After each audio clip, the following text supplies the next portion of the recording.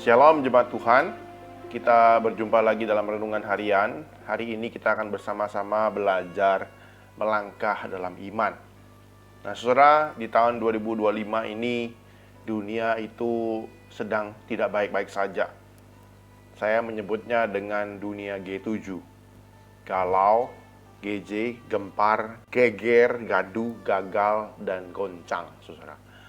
Jadi kalau bisa bikin G20 bisa mungkin, saudara, karena memang perang masih ada, terus dunia semakin menurun ekonominya.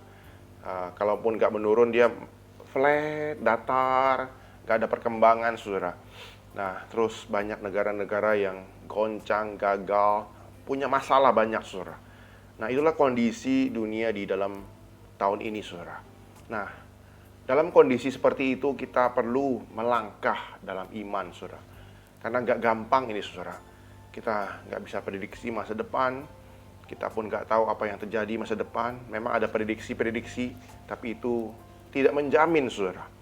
Kita butuh langkah iman menghadapi hal ini. Nah, saudara, kita akan belajar melangkah dengan iman dari tokoh seorang yang bernama Rut, saudara. Rut dalam kisah di dalam Alkitab tentang seorang janda yang mengikuti mertua perempuannya, saudara, Naomi, saudara. Ceritanya adalah ketika Naomi dan keluarga Elimelek itu pindah ke Moab. Mereka dari Bethlehem, mereka pindah ke Moab karena ada kekeringan, ada kelaparan di Bethlehem. Nah, saudara, di sana Elimelek itu meninggal, saudara.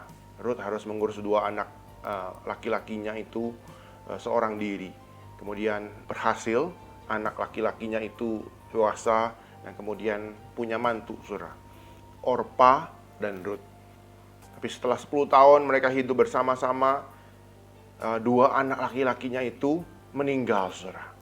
Tinggallah Naomi, seorang janda, dan dua menantunya, saudara, janda juga, karena dua anak laki-lakinya meninggal. Akhirnya Naomi berkata, "Pulanglah ke rumah orang tuamu. Mungkin kamu akan dapat suami, dapat pengharapan, saudara, dapat perlindungan," seperti itu. Akhirnya Orpa itu pergi ke orang tuanya, ke tanah leluhurnya di Moab. Tetapi Rut itu terus ikut kepada Naomi. Dan dia berkata kepada Naomi, dalam Rut 1 ayat 16 sampai 18, dia berkata, "Tetapi kata Rut, janganlah desak aku meninggalkan engkau pulang dengan tidak mengikuti engkau. Sebab kemana engkau pergi, ke situ jugalah aku pergi. Dan di mana engkau bermalam, disitulah juga aku bermalam. Bangsamu lah bangsaku, dan Allahmu lah Allahku. Di mana engkau mati, aku pun mati di sana, dan di sanalah aku dikuburkan. Beginilah kiranya Tuhan menghukum aku, bahkan lebih daripada itu lagi. Jikalau sesuatu apapun memisahkan aku daripada engkau, selain daripada maut." Ketika Naomi melihat bahwa Rut berkeras untuk ikut bersama-sama dengan dia, berhentilah ia berkata-kata kepadanya. Jadi akhirnya Rut itu ikut Naomi. Naomi yang pulang kampung ke bangsanya, ke Allahnya. Dan Naomi ikut, saudara. Naomi adalah orang Israel, saudara, menyembah Tuhan Allah Israel. Rut juga ikut. Dia akan pulang ke bangsanya Naomi dan menyembah Allah Naomi. Ada beberapa resiko yang dihadapi oleh Rut ketika ia memutuskan untuk ikut Naomi pulang. Nah, saudara, Rut ketika ikut Naomi, dia tidak punya pengharapan, saudara, tidak punya masa depan. Karena janda, gak ada yang melindungi, saudara, gak ada yang memberikan jaminan mereka bisa hidup dengan aman. Karena janda itu orang yang gak jelas, saudara. Dalam budaya Yahudi, dia mengharapkan belas kasihan orang lain, saudara. Rut berkata kepada Naomi, "Biarkanlah aku memungut jelai." Ketika orang panen gandum, mereka di belakang pemanen itu, sisa-sisanya itu jatahnya orang miskin, jatahnya Rut, saudara. Nah, saudara, di dalam pergumulan Rut itu, resiko yang dia hadapi adalah, pertama, dia harus tak punya masa depan, dia orang miskin. Kemudian selanjutnya dia harus beradaptasi dengan lingkungan yang baru dan budaya yang baru. Nggak biasa, saudara. Sendirian lagi orang Moab. Dia nggak biasa mengikuti budaya ya orang Yahudi. Dan mereka orang yang terancam, janda, saudara. Terancam hidupnya. Ruth dan Naomi adalah orang yang terpinggirkan, terancam oleh orang-orang yang jahat, saudara. Nah, tapi resiko yang besar yang dihadapi oleh Ruth itu, Tuhan tahu dan Tuhan bekerja, saudara. Tuhan memberikan pemeliharaannya dan Tuhan memberikan penebusannya. Nah, saudara, ketika ia memungut jelai itu, dia ada di ladangnya Boas, saudara. Boas yang melihat Ruth itu dan tahu kabarnya, dia berkata kepada Ruth seperti ini. Ruth 2 ayat 12, Tuhan kiranya membalas perbuatanmu itu, dan kepadamu kiranya dikaruniakan upahmu sepenuhnya oleh Tuhan Allah Israel, yang di bawah sayapnya engkau datang berlindung. Nah, saudara, Tuhan memberikan Ruth dan Naomi makanan yang cukup. Nah, dalam pemeliharaannya, pas Ruth memungut jelai itu di ladang Boas itu, Boas mengerti pergumulan mereka. Dan Boas memerintahkan kepada pegawai-pegawainya untuk menyisihkan banyak, saudara, untuk Ruth dan keluarga. Ketika Ruth itu bekerja dari pagi sampai sore, saudara, ya pungut, akhirnya yang dipungut itu banyak sekali.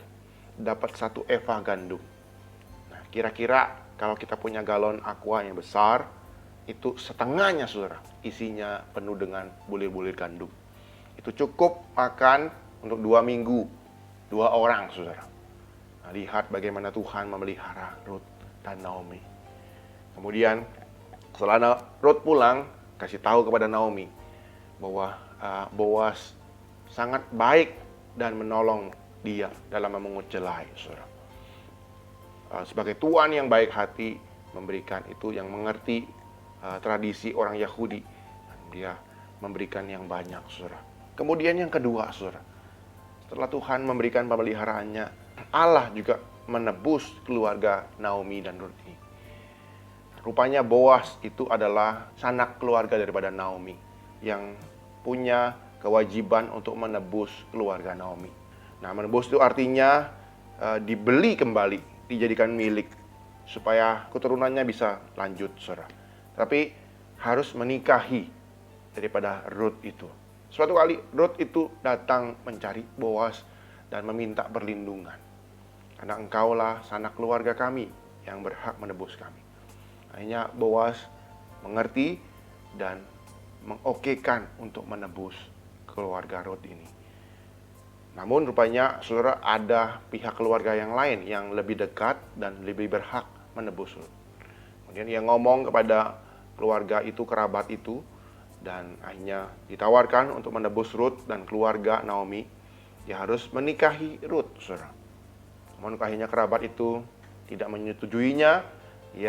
Mereka menghadap para tua-tua, akhirnya melepaskan haknya dan memberikan hak itu kepada Boas, saudara. Dan akhirnya Boas menikahi Ruth, saudara, orang perempuan Moab ini. Dan akhirnya keluarga Naomi bisa punya pelindung. Nah, mereka punya posisi yang aman. Status sosialnya kembali, saudara. Dapat perlindungan dari Boas, saudara. Nah, saudara,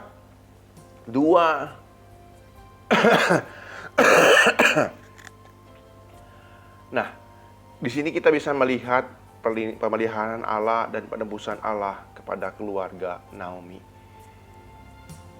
Dulu Naomi berkata, aku pergi dengan tangan yang penuh ke tanah Moab, tapi aku pulang dengan tangan hampa. Suamiku sudah meninggal, anak duaku, dua anak laki-lakiku juga meninggal. Nah, aku pulang bersama-sama dengan menantuku Ruth dengan tangan hampa. Namun Tuhan memelihara mereka. Tuhan melindungi Ruth. Tuhan bekerja dalam tindakan iman yang Ruth lakukan. Tuhan tidak tinggal diam. Tuhan memelihara keluarga ini. Tuhan menebus Ruth, memberikan Boas untuk menebus dia. Dan dari keturunan Boas dan Rut ini lahirlah Obed, seorang anak laki-laki. Dan ialah ayahnya Isai, kakeknya Daud. Ketika orang Israel melihat cerita ini, mereka mengerti bahwa Tuhan memelihara sebuah keluarga kecil yang dulu pergi ke tanah asing, pulang dengan tangan hampa. Namun Tuhan bekerja lewat seorang perempuan Rut, perempuan asing yang memilih pulang bersama-sama ibu mertuanya. Dan ia percaya kepada Allah Israel, Tuhan Allah Israel. Dan Tuhan bekerja dalam kehidupannya. Nah, saudara, dalam kondisi seperti itu, penuh resiko, penuh bahaya, penuh tidak jelasan, Rut melangkah dengan iman. Saya pun rindu kita bersama-sama punya sikap hati, tindakan iman, sama seperti Rut, saudara. Ketika ia percaya kepada Tuhan Allah Israel, yang mengajak kita juga percaya, melangkah dengan iman, untuk percaya kepada Tuhan di masa-masa sulit ini, masa-masa yang gak jelas ini, di tahun 2025 ini. Apapun yang Tuhan berikan kepada kita, mari kita kerjakan. Nah, itu pelayanan, itu pekerjaan. Mari kita tanya kepada Tuhan. Kita melangkah dengan iman. Melangkah dengan iman itu bukan melangkah karena kita nekat ataupun kita punya pengalaman, tapi karena Tuhan memimpin kita. Tuhan memberikan kita kepekaan untuk melakukan firman-Nya. Mungkin itu tentang ketaatan kita. Mungkin itu tentang kerendahan hati kita dalam melayani. Ataupun Tuhan memanggil kita untuk pindah ke dalam pekerjaan yang baru. Meninggalkan comfort zone kita, zona nyaman kita, ke dalam ladang pekerjaan yang baru. Kiranya Tuhan boleh menolong kita, memberikan kita kepekaan untuk menaati Dia dan melangkah dalam iman. Amin. Mari kita berdoa.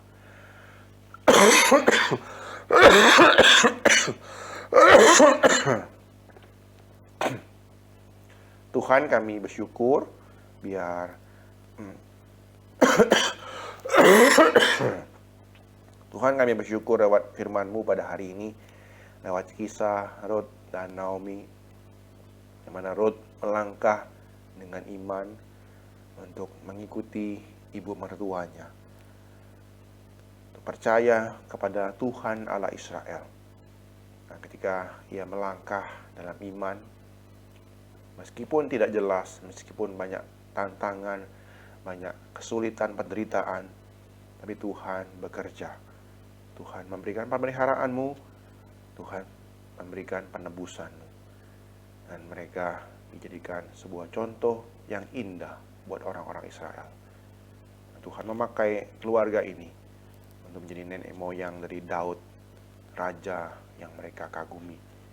Meneruskan itu jadi nenek moyang dari Yesus Kristus, Tuhan dan penebus kami. Biarlah Tuhan melalui kisah ini, iman kami boleh dikuatkan, sehingga kami bisa melangkah dengan iman di tahun-tahun yang gak jelas ini, tahun yang penuh pergumulan ini dan penderitaan ini. Tuhan, mampukan kami untuk peka dan untuk berani menaati Engkau dan melangkah dalam iman. Di dalam nama Tuhan Yesus kami bersyukur dan berdoa. Amin.